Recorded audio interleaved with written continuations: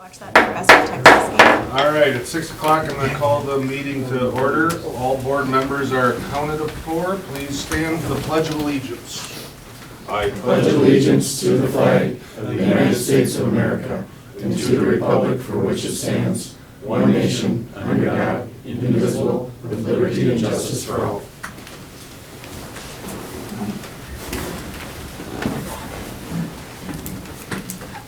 All right, do you have any additions for the agenda, Jeff? Nope. I will look for a motion to approve the agenda as shown. I'll make a motion. Pete on the motion? Second. Luke on the second. Any other discussion? All in favor say aye. Aye. Opposed? Motion carries. Scheduled presenters, we have two of them tonight. We will start off with Steve from Smith Schaefer with our audit presentation. Okay. Take her away. You got the file loaded, Cap, or somebody? There we go. Look at there.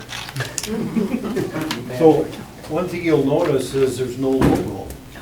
You might notice that. Who's at the Goodhue at? Lovely, it looks lovely. So we got blasted for having a logo that looks like somebody else. And so if you look on the front of your report, there's a blue dot. That covers the logo. We had to cease and desist. I thought that was funny. But effective January, we are different. We are Cone Risnick. So we joined a firm. We're a firm right now of 110 people, and the new firm is 5,000 employees. We're a top 15 U.S. firm. Nothing's going to change. We're their Minnesota entrance. So we're just sitting here doing what we always do. I thought it was kind of cool. I came from McGladrey. They're like number 5. That was many, many years ago. And I worked in, where did I start? Billings, Montana, where you wear a cowboy hat and cowboy boots to work. And I did. I had a Stetson and cowboy boots. I've worn them a long time. So, anyway, our firm was tasked to do the audit, which we've done in the past. And we'll start with the first slide, Jeff. Thank you. So, we start with our opinion, and as part of all audits, we have to give an opinion, right? Adverse, qualified, unqualified. Yours is what we call in our jargon, unqualified. To layman terms, it's clean, right? We have no qualifications or no exceptions, and that's the best you can get. That's what we had in the past. As all audits, we have to do Minnesota compliance.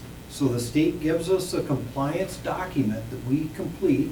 Part of that, you would have signed a letter of, what does it say for board members?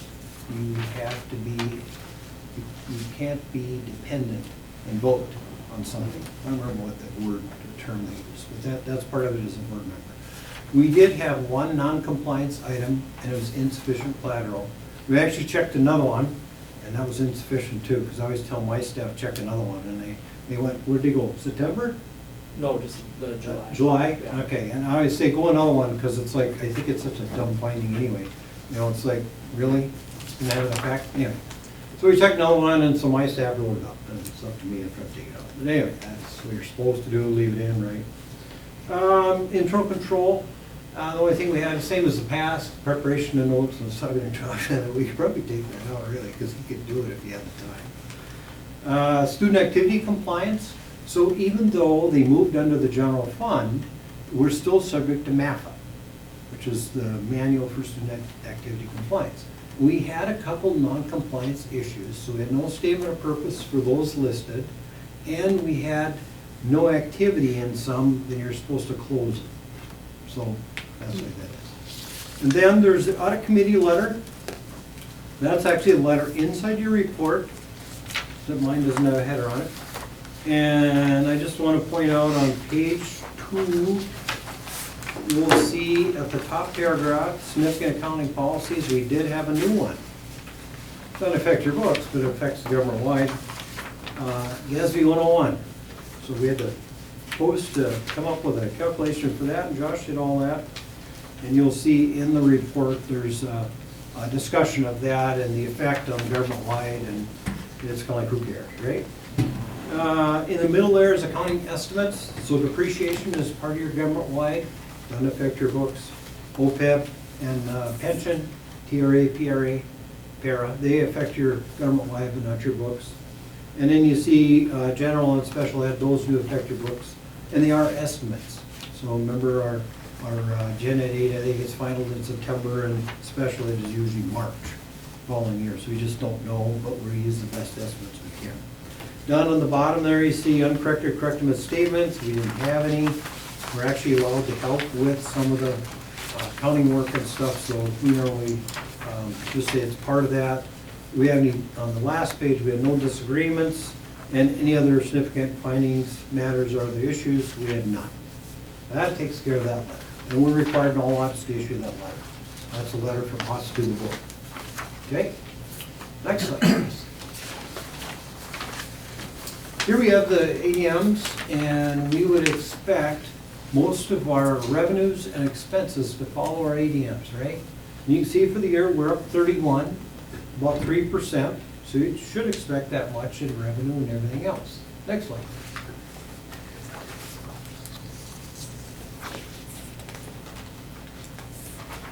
So revenues, all funds. You can see, slide didn't come out very good, did it? Huh, weird. Anyway, the different colors are, so this is 2020, this is 21, and so on, right? And 25 at the end. You can see here, we're up about 300, that's mainly this year increased levy.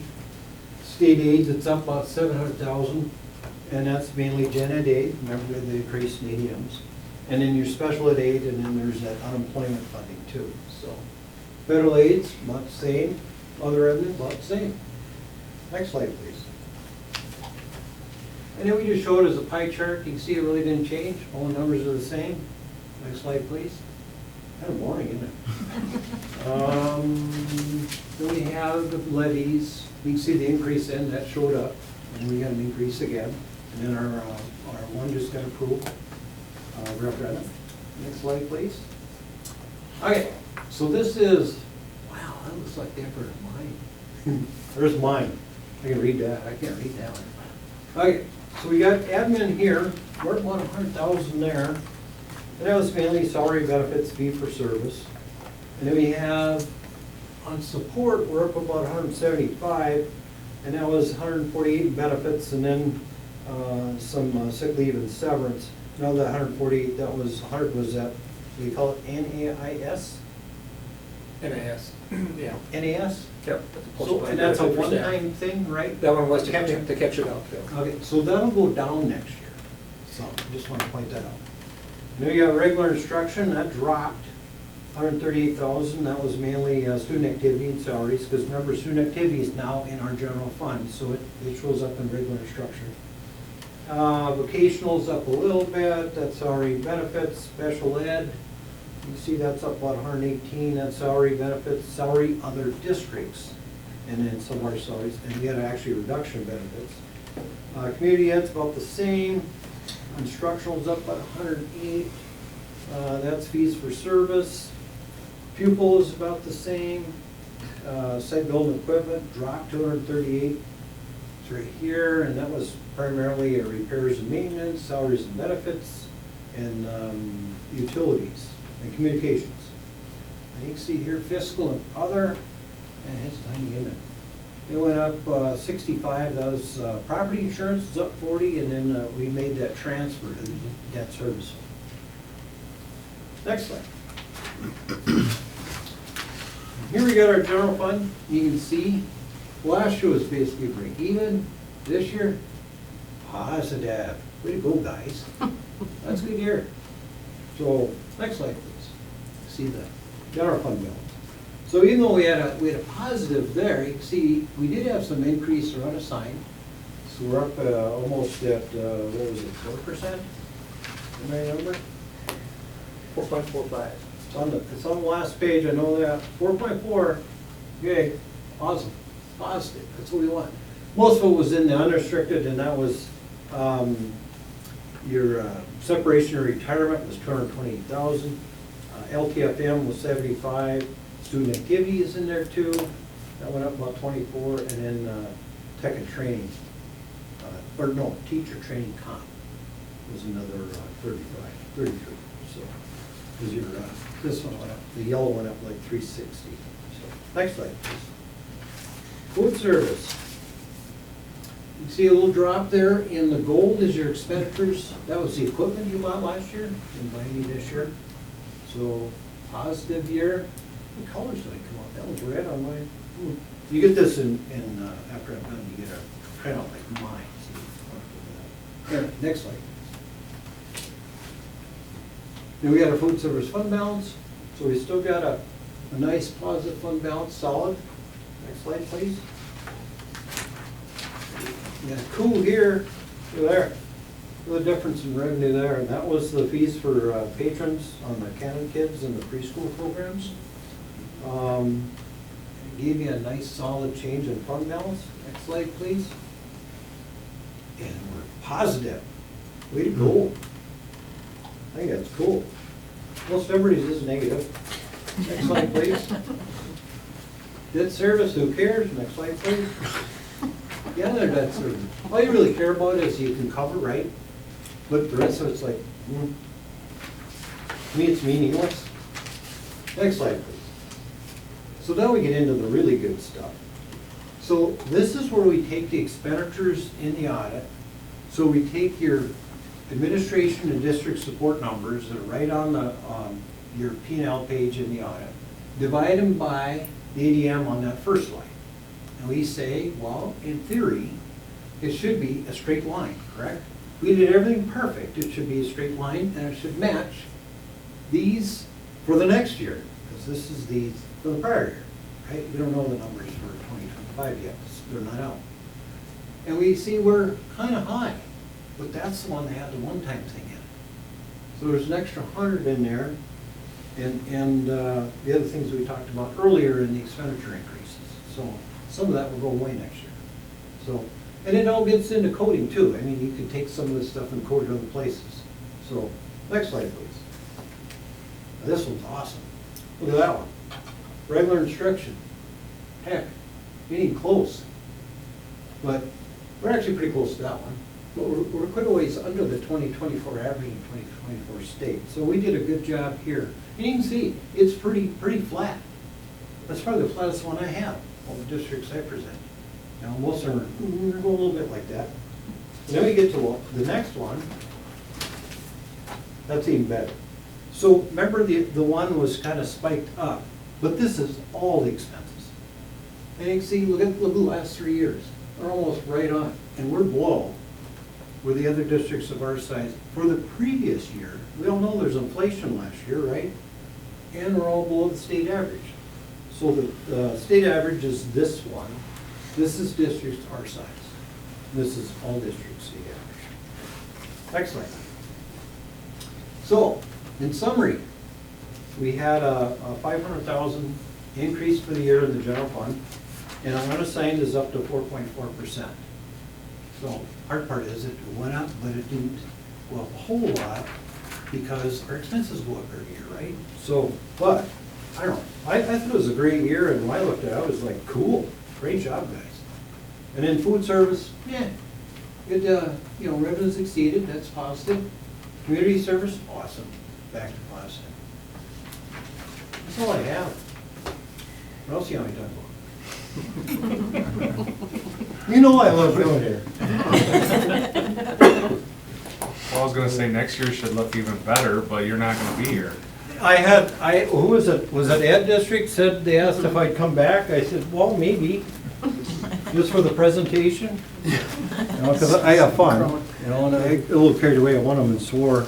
I said shit, I probably shouldn't have, but I just got on a roll. We got it. Been there. We got a edit button. I get to complaining about the state too, because the state meddles too much, that's my personal opinion. So, I think you're in good company here with that. I mean, what do they know about kids? Who's your Any questions for me? You always call me too, at the office in Red Wing. Even after you're retired? Yep. They can find me. I'm remote actually the next year. So I can come back for certain projects, But other than that, I'll be looking at a computer reviewing taxes primarily, that's what I do. You know, other than schools in the summer or winter, well, summer, yeah, and then some nonprofits that primarily do tax work because that's what our office needs help with. So I'm jack of all trades, master of nothing. Thank you, Steve. Thank you. Yeah, thank you. Thanks for your time. Appreciate that. Good luck in retirement. Yep. Thank you for your service to us. Yep. Thank you, Steve. Hey. Yeah, see ya. Take care. You too. Well, Josh, I'll hand it over to you for truth and taxation. I don't know if I'll be as entertaining, but I'll, Don't swear. if I have to. So each year, when we get to this portion of the year, we're having to certify the levy. There's a truth and taxation portion of it. And the requirements of truth and taxation are there. Discuss the proposed property tax levies for payable next year, the 2026. Provide and discuss information on the current budget, our fiscal 26 budget. And then if there's any input or comments from the public, we'd have time for some answers there if we need it. So that next slide. So we'll talk about the current fiscal 26 budget, and the kind of things to highlight in it, you know, hasn't been a lot of numbers for you or the public at this meeting, but it ties in a little bit with the audit that we just went through with Steve, and having a good you know, handle on managing kind of where we're at with maybe the minimal or the finite unassigned fund balance that we have. With our last budget, actually the last 2 years now, we've been doing significant reductions coming into the year to help try to you know, offset both in revenue, some you know, changes from the state, as well as some increase in expenditures. So we were able to slightly raise our unassigned fund balance from 3.4 to 4.4 this year, and that's a good step in a good direction. Ideally, we'd like to be more in that 12 to 16, but keep fighting in the right direction. So what you see here is a general overview of the revenue budget, the fiscal 25, which is the numbers that were just audited, the actual numbers for each of the funds, and then what we've got for the initial budget in fiscal 26. Those were approved way back in June of this past summer, 25. So there'll be a revision that will come up here in January, and those numbers could change slightly or even a little bit significantly in terms of probably the building construction fund, as we did have the road project in there, so we have to make sure we have some dollars there. But you see what the kind of percent changes from actual 25 to the proposed budget for 26. Overall, for the total of the district, a slight decrease in the 5.5%. And a large part of that, obviously, is the building construction fund, which is really a wash. We got the bond for the growth in the tennis court. But really what makes up the bulk of that decrease were the reductions coming into this fiscal year.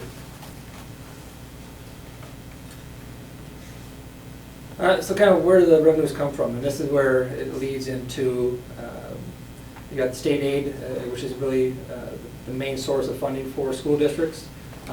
Local sources, that part of the pie will increase for next year as you have now the approved referendum, but the local source is going to be your local levy. And then you see the small 1.1% from federal aid. As we go through expenditures, again, just kind of outlining the comparison of the actuals from fiscal 25 to the budgeted for 26.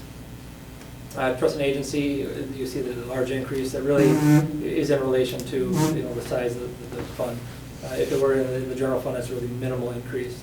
But really in trust and agency, we've kind of seen an expansion of things that we're putting in there to make sure we can carry more from year to year. The Gemini donation would be one. The scoreboard account is now in trust and agency.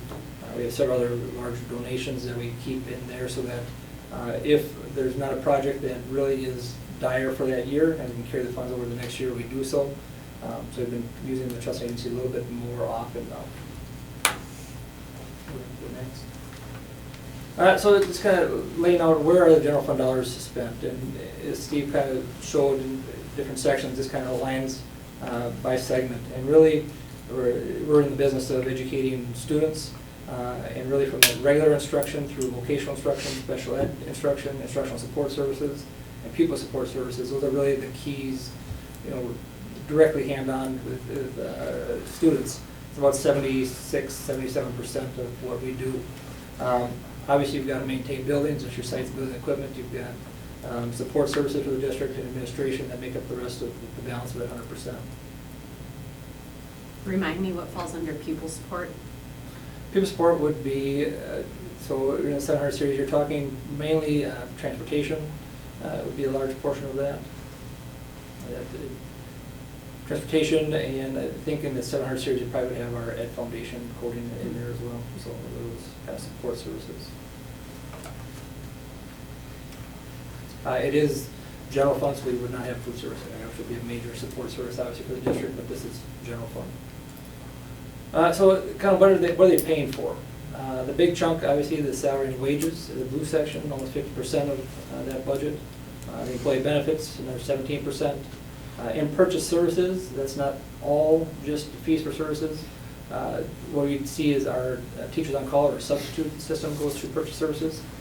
So really, between the salaries, wages, and employee benefits and the purchase services, about 80% of what we do are kind of those salary and benefits for the district. So I'm going to talk a little bit about the levy. So the levy is fiscal 25, which is the current year. So we're levying for taxes payable in the next fiscal year, in 26. So this will be for the 26-27 school year. So when we build our next budget for fiscal 27, the levy amounts that we present tonight will be what we'll build our budgets on. So how will school taxes be spent? In general fund, about 62% of what we bring, or what we levy, will go into the general fund. So funding for extra things in the district, instructional programs, it provide funds for operating capital expenditures, building land lease, health safety type costs. Specifically for the operating fund that we just approved, those are operating funds for the district. Community ed is a small portion of the total overall levy, about 2%. Large portion, majority of the funding for community ed comes from the program that it offers to the community. And then debt service, we do have quite a bit of debt that will fall off. It's more in the 2032 sort of time frame, but that's paying off essentially the bonds or the mortgages for the district, whether it be auditorium, field house, HVAC, CTE areas. That all goes into debt service. Where Steve kind of glossed over, he said it doesn't really matter. It doesn't. We got to pay our bills, but we levy a debt service for 105%, assuming there's going to be some delinquency in taxes. When we receive more than what we need, there's a debt reduction that goes on the levy, and that's spread back out then over the tax base to get some tax relief. And this will just compare now levy limitation and certification. It compares the last proposed levy with this one. So our actual 24 pay 25, the funds we received for this fiscal year in the general fund, about 2.8 million, whereas the proposed now is 3.8. So an increase of a little over $1 million.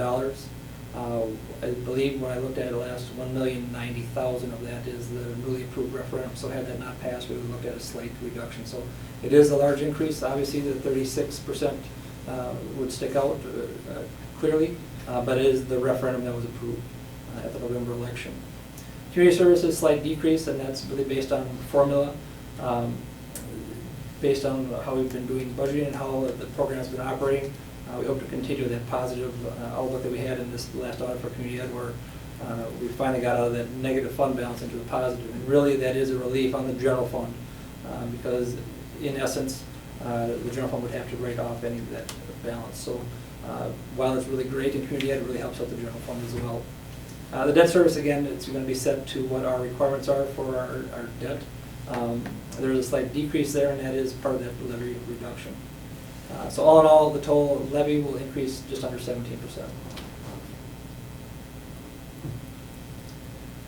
So when we get to the levy certification part, this is what will be read for the resolution. It should be going out to levy $6.2 million roughly for the levy. And that'll be later in the meeting when we get to the levy certification portion. And it just outlines the amount for each fund. I think that might have been the last slide. If any questions, I can certainly do my best to answer.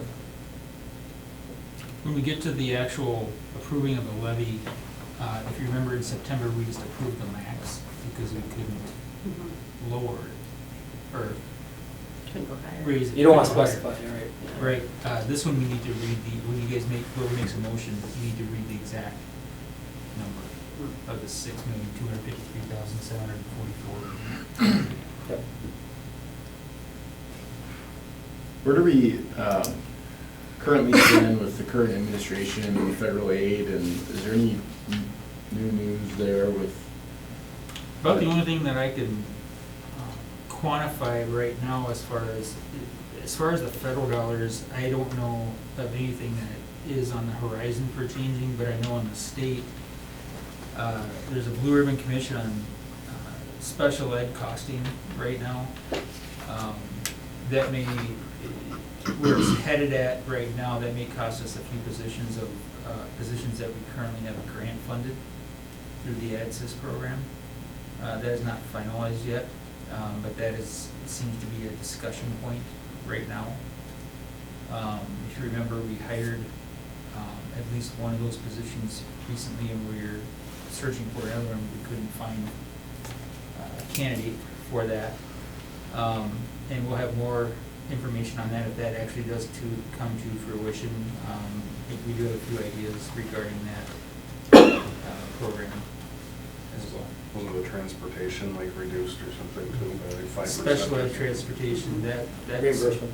reimbursement for it. That was a cut actually in this, the state created this Blue Ribbon special committee, statewide committee to reduce expenditures in the area of special ed by $250 million, I believe, because if they couldn't find areas in special ed cut, then that's gonna come out of people's general fund. And so they'll just take it. Basically what they'd be doing anyway is just transferring stuff from special ed to general fund anyway, so either way it's gonna come out of our general fund. Unless the state can resolve that in this next legislative session. They've So, done a pretty good job financially up there, haven't they? I think I detected sarcasm. I haven't heard about it in the news at all.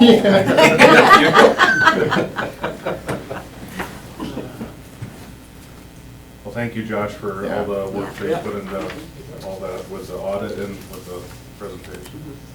Thanks. Yep. All right, if no more questions, we'll move on. Public input.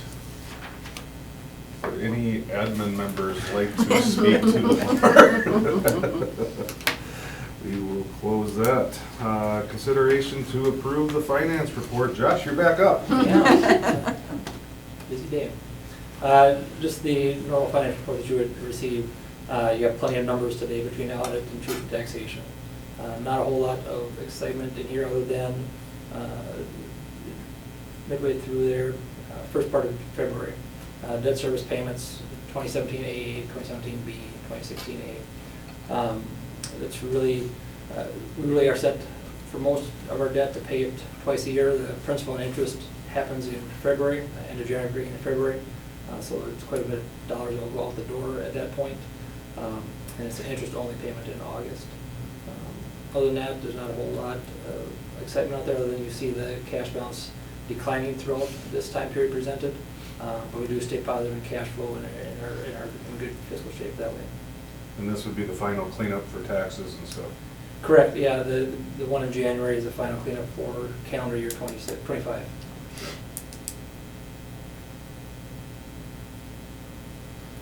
No questions? I'd look for a motion to approve the finance report. Make motion. Jolynn, a motion. I'll make a second. Joy? Yep. Any other discussion? All in favor say aye. Aye. Opposed? Motion carries. Consent agenda. Items under the consent agenda are considered routine and will be enacted under one motion. In the event the board member wants to discuss any item, that will be removed from the consent agenda for separate action. Jeff, would you read the resolution for acceptance of gifts? Yes, we have this, and then we have an acknowledgement after this as well, as part of the consent agenda. But the first one is for $2,677.99 from the Cannon Falls Ed Foundation for calculators 8th through 12th grade for Mr. Quinlan. $1,360 from the Ed Foundation for art room chairs for pre-kindergarten through 5th grade for Ms. Schweep. $704 from the Ed Foundation for base camp leadership class 9th through 12th grades for Ms. Franson. $754.38 from the Ed Foundation for social skills for early learners PK through 2, 2nd grade for Ms. Stark.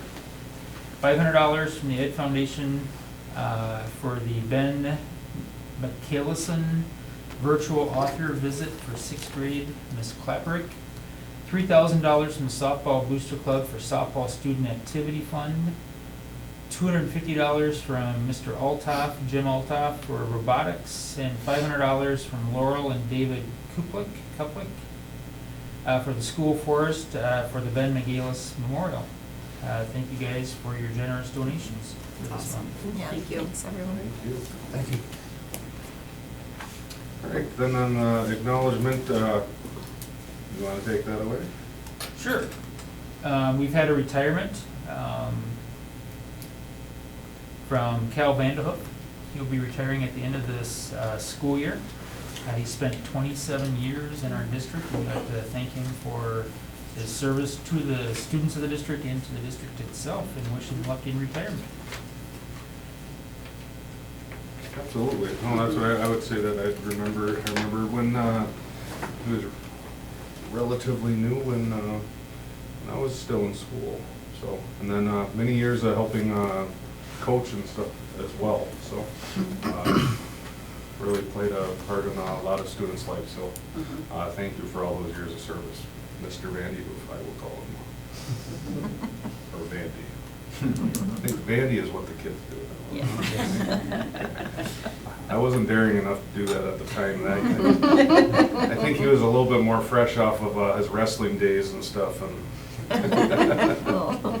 Take a single leg like that. well, I mean, I could have maybe held my own, but I still just wasn't worth it at the time. That's for sure. So I will look for a motion to approve the consent agenda. I'll move to approve. Luke on the motion. I'll second. Gandhi on the second. Any other discussion? All in favor say aye. Aye. Opposed? Motion carries. All right, we will move on to the SUPS report. Yes, and I'll make this a little bit larger here so I can read it. So the organizational meeting happens on January 12th. And then there's been some individual discussion, I guess coming from some board members, about the idea of going down to one meeting a month. Currently, we have 6 months that have 2 meetings in them, and 6 months that have 1 meeting in them. Some meetings we have been here for 5 minutes, plus about 10 minutes of extra time talking just to get to the 15-minute mark of the meeting. And so if you are having some interest in having the board look at reorganizing on January 12th and going to one meeting a month, there's a couple of options for calendars in here that Lori has created.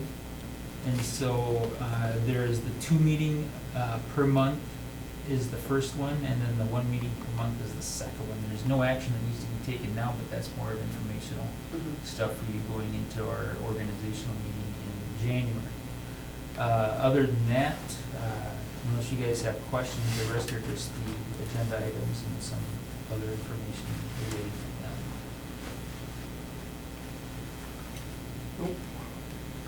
them. I think we'll probably just wait to discuss on the meeting, wait until the January meeting, but you guys at least see what the options are. I think it's been talked about briefly before and stuff. Just echoing to what Jeff has talked about, we have a lot of meetings that we really don't have much on there, so let's combine them, and then at least that's my thoughts, and then if we do need to have a couple of special meetings here and there, it's gonna be no different than what we do right now, so, but yeah, we'll discuss that more at the next meeting.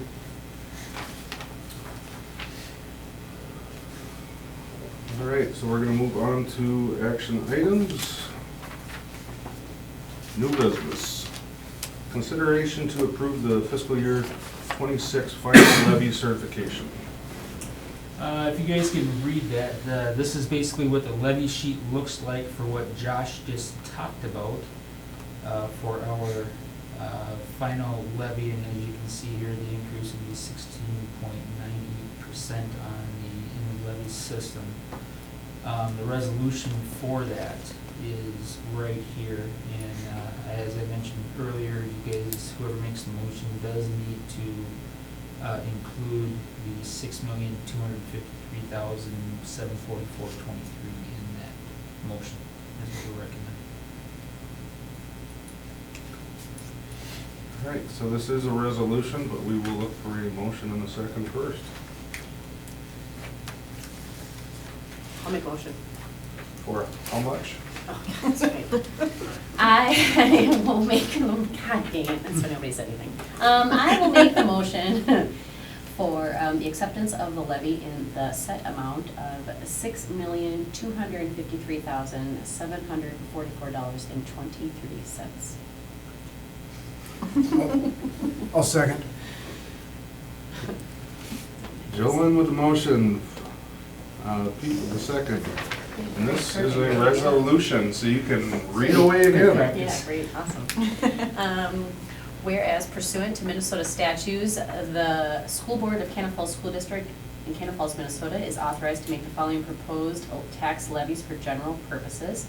Now therefore be it resolved by the School Board of Cannon Falls School District, Cannon Falls, Minnesota, that the levy be levied in 2025 to be collected in 2026 is set at $6,253,744.23. The clerk of the Cannon Falls School Board is authorized to certify the proposed levy to the county auditor of Goodhue and Dakota Counties, Minnesota. So a yes or no vote? Pete? Yes. Rondi? Yes. Jody? Yes. Luke? Yes. Clinton? Yes. And myself is yes. See, that was all right. Practice, good practice. So many numbers. All right, consideration to approve the Community Needs Assessment Survey regarding preschool age childcare. Read or you? We can, if you want to give a brief history, and I'll let you talk about it. Sure, just in in the last couple of years, Community Advisory Council meetings, that we have 4 a year, it has come up, continued to be a topic of more and more childcare needs. So we talked about starting last year of putting together a needs assessment, and we partnered with School Perceptions to kind of list some of the data points that we feel we're going to need to hear from our community members, and we've met, I believe, 4 times already at this point. And we've gone through some revisions of what that survey looks like, down to 4 questions, but a lot of detail within those questions. And if you can pull that survey up, please. 2 ways to take this survey. It's going to get mailed. It's using the census data from the state for the last 4 years. It's going to be mailed to those addresses. So they could do that either in paper, or if they'd rather be tech handy and use their phone on that QR code, they would be able to do it that way. One of the questions or topics that came up at our last Community Advisory Council meeting last week was to make sure that, there was something that you actually could complete on the phone. And they confirmed that yes, they did. He had just been in another session the night before, and they had 30 people take a practice of another one. And in one of our questions, if you want to keep scrolling here, please, they had made that change for another one was how old is your children, how many do you have? They added that select all that applies so that we can have multiple answers there. But collecting a lot of language, a lot of data. I'm sorry, if you go one up, the deadline is going to be January 26th is when the surveys will be no longer available. And again, along with that QR code, so if more, right now it's going to get mailed to the household. If more than one member of that household wants to take that survey, they could use that QR code, and then use the QR to get it, do it on their phone, and then they would call to get that code. Initially, School Perception was going to give us 100 extra codes. That's now been increased to 300 extra codes should we need it. And that was kind of talking about if we want any of our community employers to be able to complete this, especially if they're not living within the community. One of the answers on that, where they're collecting the data of the municipalities, is not living in the district, and then therefore we would create something with the QR code to send out, for example, to Gemini, and they could contact us for that code so that we're not disrupting the timeline of the survey. Yeah, we're not the only community looking for childcare here, and so if we have people coming in to the community that work and are struggling with childcare, they may see it as a benefit to say, hey, it'd be nice to have childcare here in the district, and we might actually pick up some open enrollment doing that as well. I have a question on that. So when it goes to a house and it's a family, are you hoping that it's one parent fills the cell, or are you hoping for both to do both, to fill it out?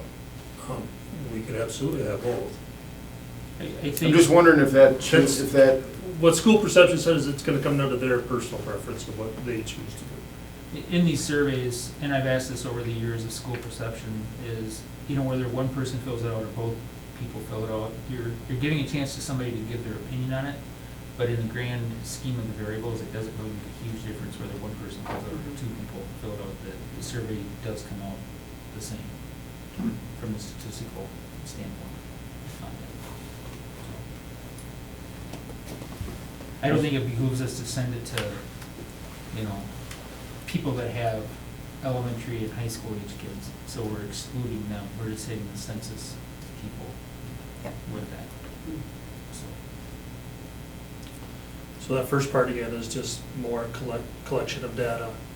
And then we go up here, we'll start getting into talking about what we're currently offering, what our preschool model currently looks like. And we did include from our last community advisory council, we wanted to incorporate just some knowledge about canning kids before school and after school care, especially if we're a new family, young kids that have not yet experienced either of those opportunities. We want to really lay out what it is that it looks like, what we're currently offering. And then that first question right there is, should the district explore options to add child care services for area families? Yes, no, not sure. And again, they have an opportunity to leave feedback, comments, suggestions, ask further questions.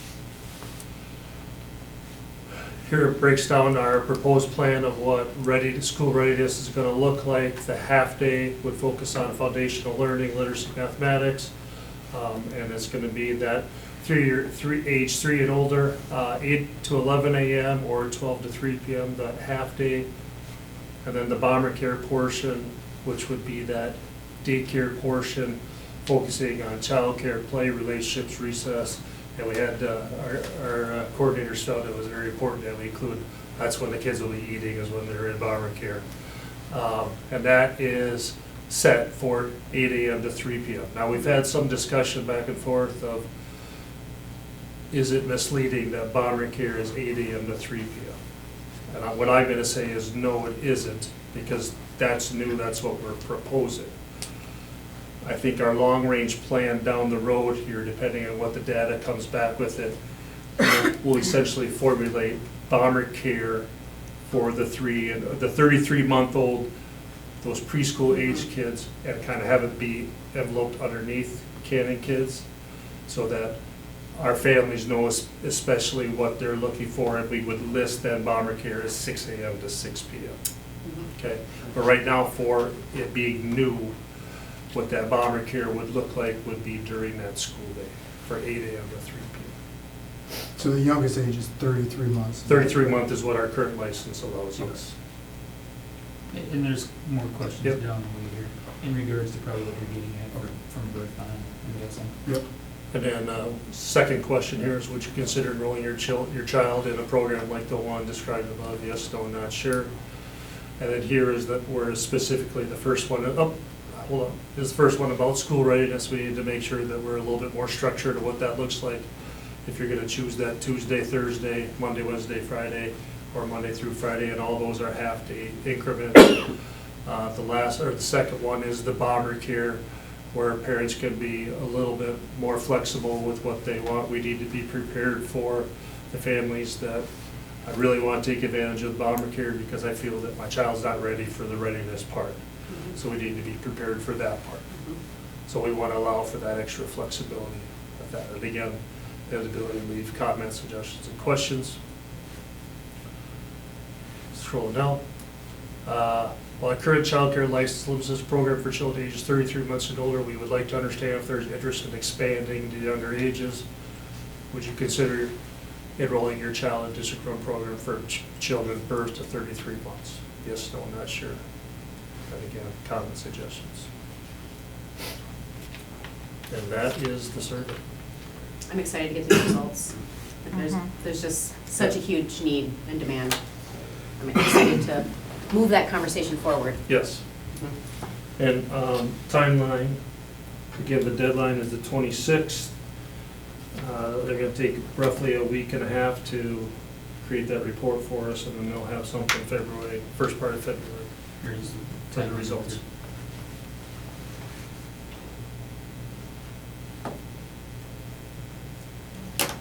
This might be getting a little ahead of it, but do we have a good feeling or research on our costs and those things as far as what this would look like for families?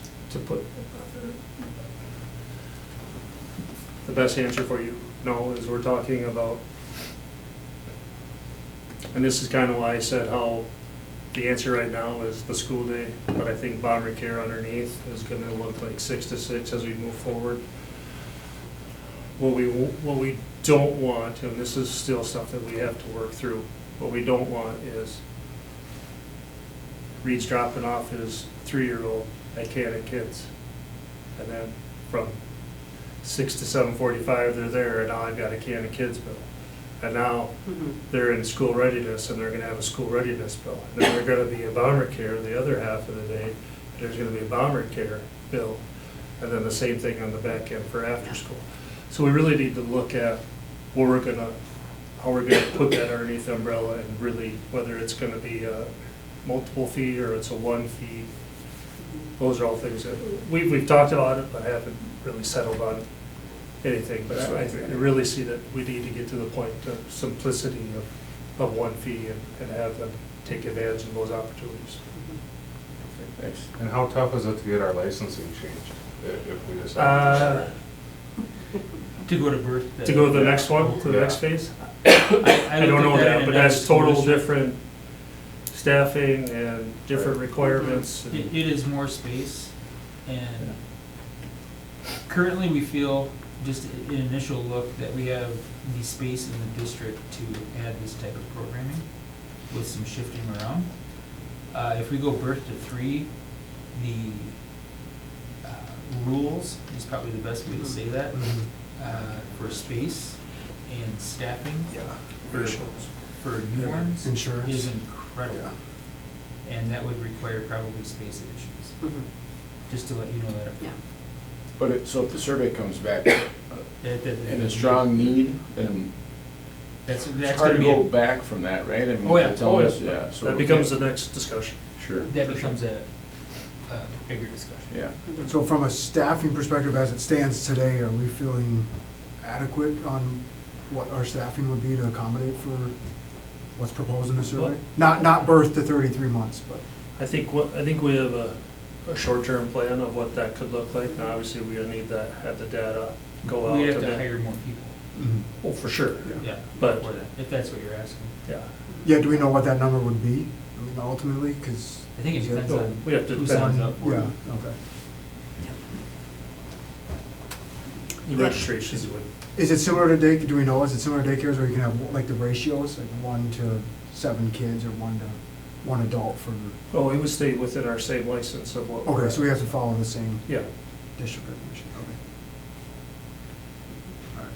It is interesting, remind me, I don't know if you remember who submitted those results of the shortfalls of daycares in general in our area, just in Cannon Falls, is about 150, correct? That was, Lower quality. lower quality. Yeah. Yeah, it provided us with a spreadsheet of the daycare shortfall, just in Cannon Falls was around 150. Southeast Minnesota, all the counties and southeast. Yeah, Minnesota. and then just And then that didn't include Welch and Denison, and just in the areas, I don't think there was only probably a handful of them that were positive. The rest were all Yeah. negative in a shortfall of daycares, so very interesting. Lori, thank you to you and Tammy for, and whoever else for Yep. all the work put in that. Katie Quinlan and certainly Community Advisory Council, we've had a lot of discussions over the years about this, and Right.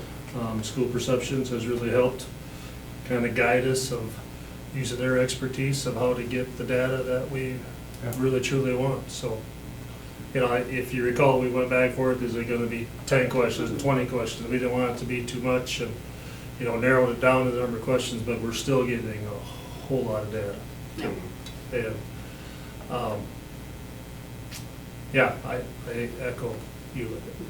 Hopefully, Anxious Yeah. for the results. I mean, Yeah. I think we all kind of really know where this Yeah. is gonna go, but now we're gonna have Yep. factual data that's Correct. gonna, Back it up. I just Guide hope us. everyone fills it out. Yeah. for sure.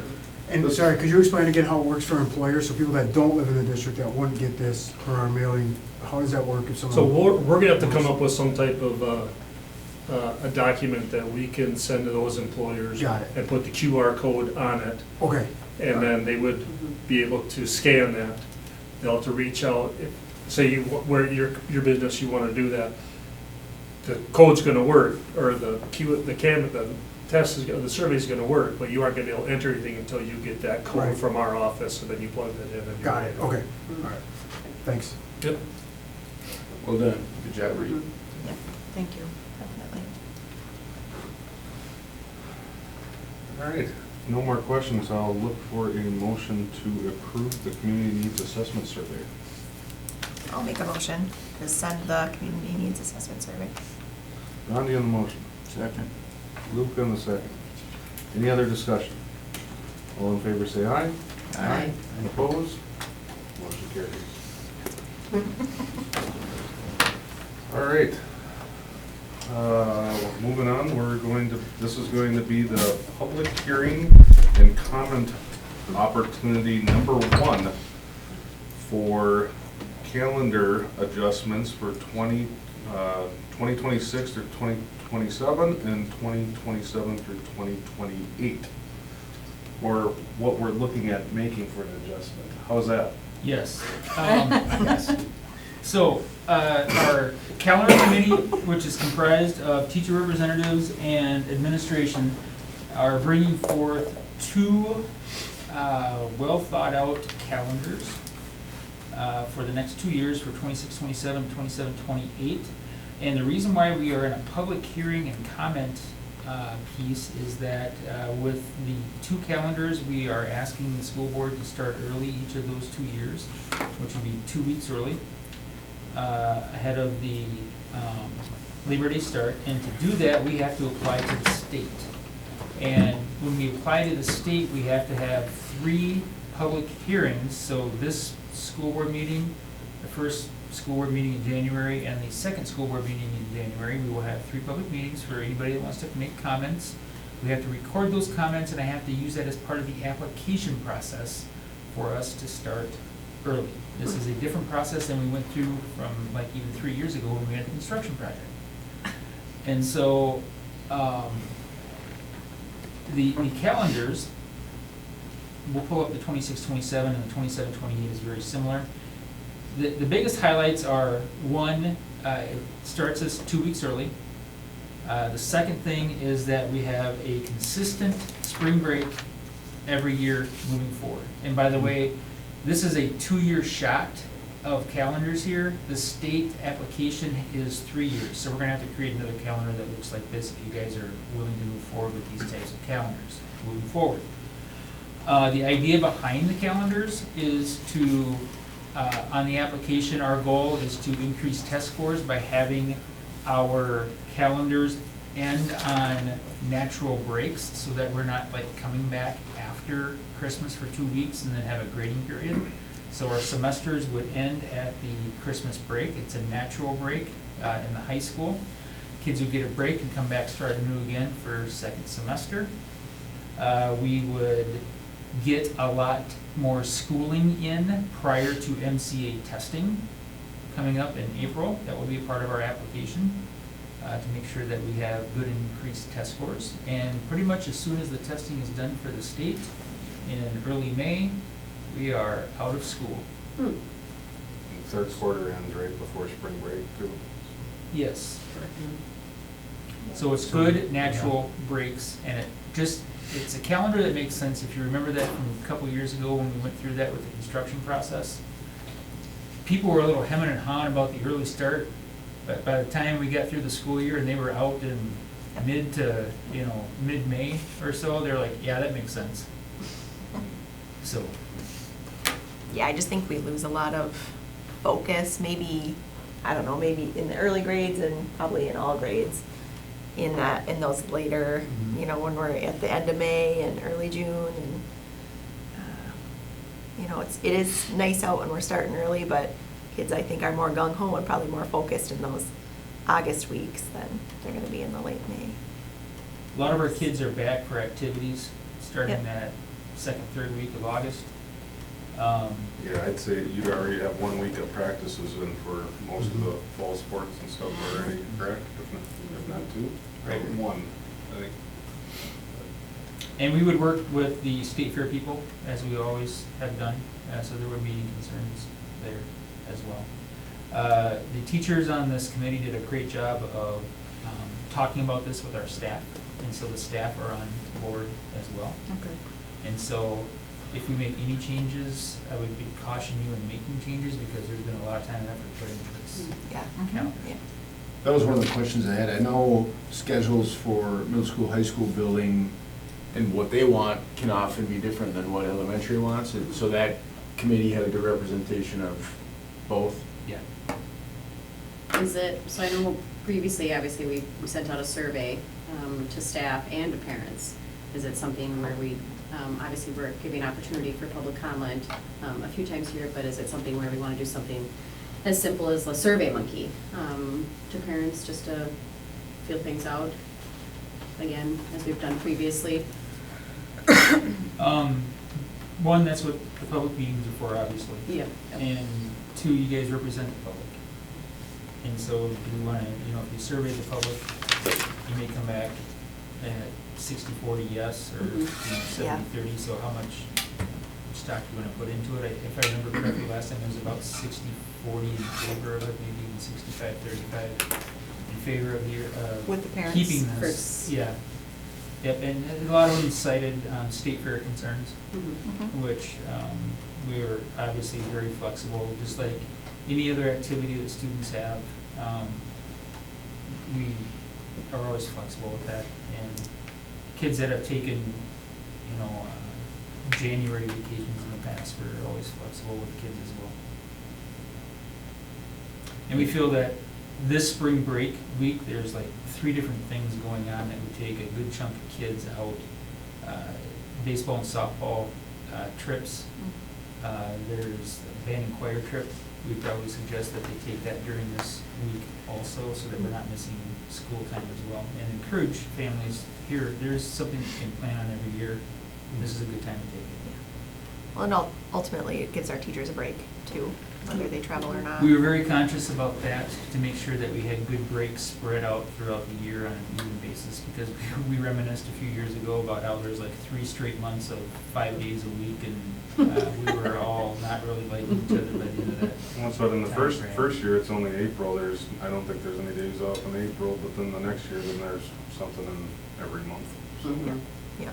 In April, you're just coming off that spring break, Yeah. so it should slingshot you through the month. Help you survive. To your point, Jeff, about this group representing the community, I think it's important for us to know the key talking points of this, so I just took some notes. So starting 2 weeks early, consistent spring breaks, more schooling before MCAs Yeah. are all part of that. What was the other one about coming back? Natural. It's the natural breaks. The natural breaks quarters. of Mhm. the quarters and semesters, specifically the semester. Yep. We felt was important because those are the grading periods. Because we break the first semester right before Christmas break, and then we come back after Christmas with a new start, basically. Because right now, what does it look like? Their testing, their finals are about 2 weeks after they're returning from Correct. that Christmas Yeah. break or holiday break, Yep. winter break. Yep, and that's been with our calendar, that's typically when it was 2 or 3, I can't remember, 2 or 3 years ago when we did this. We ended first quarter at MEA, we ended second quarter of the semester at Christmas. It kind of unbalances first and second semester a little bit, but it's not enough to really be terribly impactful. It doesn't matter for anybody who's got trimester classes. It really doesn't matter for the classes that are year-long because they can just shift curriculum. It's really the semester-long classes that are impacted, and that's not a lot of classes. So, and I think the benefits of having it kind of make sense outweigh the negatives of Yeah. having fewer days in first semester and more days in second semester. So, And the elementary school screening, does that follow the same state testing schedule? So you have a couple weeks ahead of the, Like with the fast bridge Yeah. testing? Yep. okay. So we have additional time for that as well? Yep. Okay. Yeah, we would keep that likely September, January, and then May. We might start last week in April for that. Okay, all right. We have some wiggle room with when we can schedule that, but doing that in general with, compared to the rest of the JCD schools makes sense too. Mhm. Okay, all right, thank you. Then graduation, no issues there on the 21st? no, we moved it so that it's before Memorial Weekend. Originally, the graduation was on the 28th, and to me, that doesn't make a lot of sense to Yeah. do a graduation on the Holiday of a holiday weekend. weekend. So, this mirrors what we're doing right now. We've done this for the last several years, as where seniors graduate the week before everybody else is done. So, same kind of thing.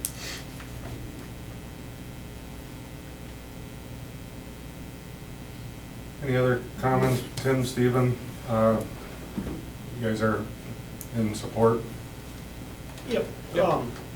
Just a couple things that we kind of talked about how we labeled this too, because it's labeled as a 2-week early start. But the state actually made an approval that you can start on September 1st without any extra approval anyway. So with what we could potentially do anyway, it's only a week early, really. So schools kind of have the option of Labor Day start, September 1st start, or with approval. Right, and that's a caveat of tonight. We're not gonna ask you to approve this Yeah. tonight, because we have to go through the public Yeah. comments yet. But the approval will come at the end of January, and then I have to apply to the state to get their approval. And we'll bring back, I think we have a couple of options already created, that if we don't get approved by the state for whatever reason, I would suggest that we go with what the state is recommending, with the September 1st start the next 2 years. So. There are some new things on there that we haven't done before with conferencing in the fall and in the spring. If you look in November and February, in November, we moved that PLC in November from the PLC early release from the 13th to the 12th. And remind me about what that looks like. I gotta 1 remember. o'clock on the 12th would be early release for conferences starting, and we would have to pick the exact time, but let's say we start conferences at 1:30 that day through 8 PM. Then the next day would be morning conferences with the regular 2-hour PLC meetings for teachers in the afternoon. So morning conferences from like 8 AM to noon, and then PLC meetings from 1 o'clock to 3. There we go. So it's an early release to provide some afternoon and evening conferences on the 12th, and then no school at all on the 13th. With a couple options for morning conferences. But teachers we can still do our monthly PLC meetings, which we found to be very valuable for the buildings. That provides some extra time for conferencing, and it spreads that conferencing time out for families that, there are families that can't get there from 4 to 8, which is when Correct, we yeah. typically Yep. do conferencing, so this gives them options during the day for those families too.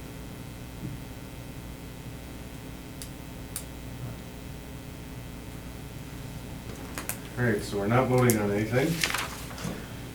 Just roll it. Yep. Good to approve that we went Just through test this it. process?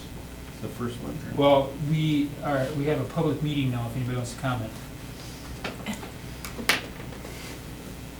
Hearing none, you can probably close the public comment.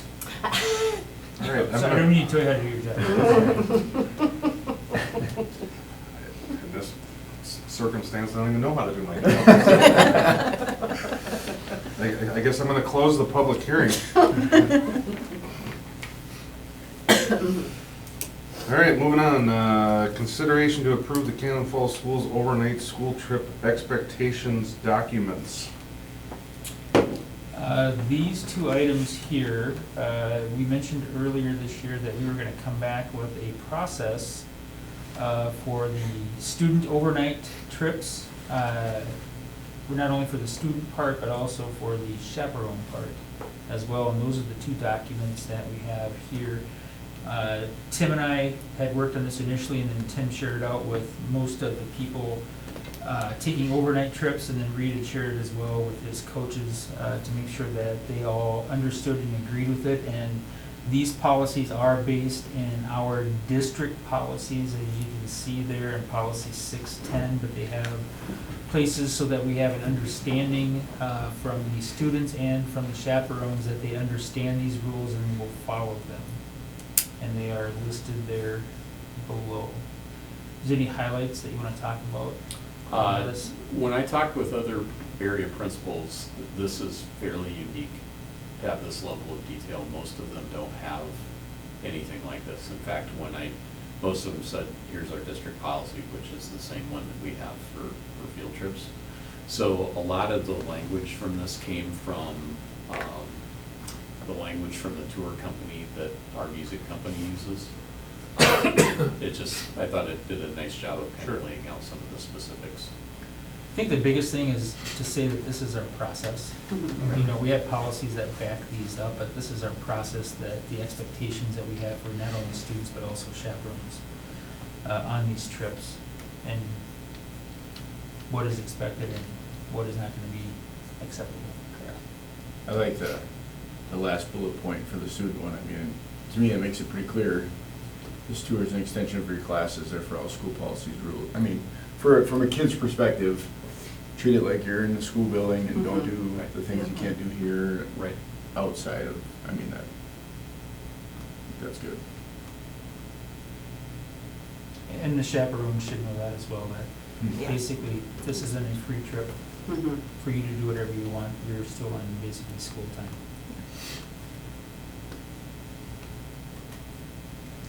And I would recommend approval of this. Any other questions? If not, I would look for a motion to approve the Cannon Falls Schools overnight school trip expectations documents. I'll make a motion. Joanne on the motion. I will second. Pete on the second. Any other discussion? All in favor say aye. Aye. Opposed? Motion carries. Consideration to approve an updated 25-26 coaching list. See, we got one volunteer. Yep, Bobby Johnson, gonna volunteer for junior high boys basketball, specifically probably 8th grade. So, recommend approval. All right, thank you to Bobby. Can I get a motion to approve? I'll move to approve. Luke on the motion, I'll second. Jody on the second. Any other discussion? Nice addition. All in favor say aye. Aye. Opposed? Motion carries. All right, well, that is it on our list for tonight. You see a few different things that are coming up at the next meeting, which will be January 12th, right back here in the boardroom. That is where we will restructure for the next year. As far as I know, you're all gonna coming back, right?